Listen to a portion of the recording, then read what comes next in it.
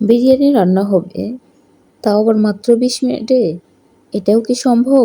হ্যাঁ, এটাও সম্ভব। হ্যালো, আসসালামু আলাইকুম এভরিওয়ান। আশা করছি সকলে খুব ভালো আছেন। আজ আমি আপনাদেরকে দেখাবো কিভাবে অল্প সময়ে ফাঁকিবাজি উপায়ে বিরিয়ানি রান্না করে নেওয়া যায়, স্বাদে ও ঘ্রাণে একেবারে পারফেক্ট। তো এর জন্য কিন্তু আমি এখানে একটা ফ্রাই প্যান বসিয়ে দিলাম এবং ফ্রাই প্যানের মধ্যে পর্যাপ্ত পরিমাণে তেল নিয়েছি। তারপরে দিয়ে দিলাম জিরা ফোড়ন। জিরাটা একটু ফুটে এলেই কিন্তু এর মধ্যে দিয়ে দিচ্ছি পেঁয়াজ। বেশ অনেকটা পরিমাণে কিন্তু আমি পেঁয়াজ নিয়েছি এখানে, পরিমাপটা বলবো না, দেখে বুঝে নিতে হবে। এরপরে এখানে ৮-১০টা কাঁচামরিচ দিয়ে দিয়েছি, আর তারপরে কিন্তু দিয়ে দিলাম চাল।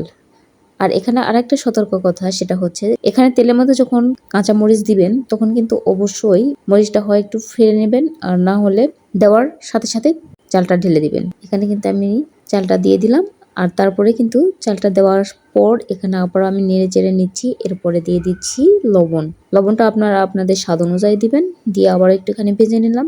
ভেজে নেওয়ার পরে কিন্তু এখানে দিয়ে দিলাম ২ টেবিল চামচ বিরিয়ানি মশলা। আপনারা অবশ্যই অনেকে বলতে পারেন যে বিরিয়ানি মশলা এখানে কেন, এটা তো মাংসের মধ্যে যাবে। আজকের রান্নার এখানেই কিন্তু একটা টুইস্ট। আজ আমি এখানে চালের সাথে বিরিয়ানি মশলা ব্যবহার করছি, কারণ আমি কিন্তু মাংস আগে রান্না করে নিয়েছিলাম।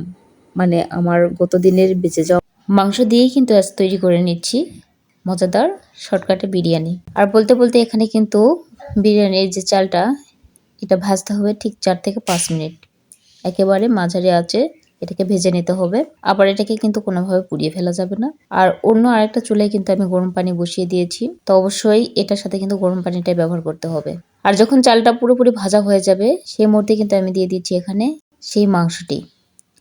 এই মাংসগুলো দিয়েও আমি সুন্দরভাবে কিন্তু এটাকে নেড়ে চেড়ে একেবারে মিশিয়ে নেব। আর সবচেয়ে মজার ব্যাপার হলো, এই বিরিয়ানিটি রান্না করতে কিন্তু ১৫ থেকে ২০ মিনিটের বেশি সময় লাগবে না। মাংসগুলো ভালোভাবে ভেজে নেওয়ার পরে এখানে আমি কিন্তু দিয়ে দিলাম ১ কাপ লিকুইড দুধ। দুধটা দেওয়ার চেষ্টা করবেন, এতে করে কিন্তু টেস্টটা ভালো আসে। দুধ দিয়েও সামান্য একটু নেড়ে চেড়ে নিয়েই কিন্তু আমি এখানে দিয়ে দিচ্ছি পানি। আর আপনারা সবাই জানেন যে বিরিয়ানি বা পোলাওয়ের জন্য পানি কিন্তু অবশ্যই যে পরিমাণ চাল থাকবে তার দ্বিগুণ পরিমাণে পানি দিতে হয়। তো ঠিক আমিও কিন্তু সেটাই করছি। করে পানি দেওয়া হয়ে গেলে এখানে একটুখানি নেড়ে চেড়ে নিয়ে আমি একেবারে ঢেকে দিয়ে লো হিটে এটাকে রান্না করে নেব একেবারে ১০ মিনিট ঘড়ি ধরে।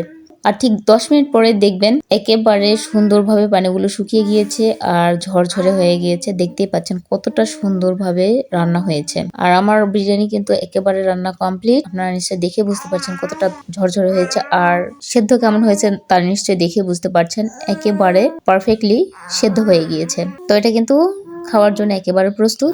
বাচ্চা থেকে বড় সকলেই কিন্তু এই রেসিপিটি দারুণ পছন্দ করবে, এটি আমি গ্যারান্টি দিয়ে বলতে পারি। যেহেতু এটি আমি আমার বাসায় কিন্তু প্রায় সময় বানানো হয়ে থাকে। তো চাইলে আপনারাও খুব অল্প সময়ের মধ্যে দারুণ মজার এরকম একটা রেসিপি তৈরি করে নিতে পারবেন, খুবই কম সময়ে এবং ঝামেলা ছাড়া। তো আজ এ পর্যন্তই। সকলে খুব ভালো থাকবেন, সুস্থ থাকবেন। আর আমার রেসিপি ফলো করে যদি আপনারা তৈরি করে থাকেন তাহলে অবশ্যই আমাকে জানাতে ভুলবেন না। আজ এ পর্যন্তই, দেখা হবে আবারও কোনো রেসিপিতে। সকলে ভালো থাকবেন, সুস্থ থাকবেন। আল্লাহ হাফেজ।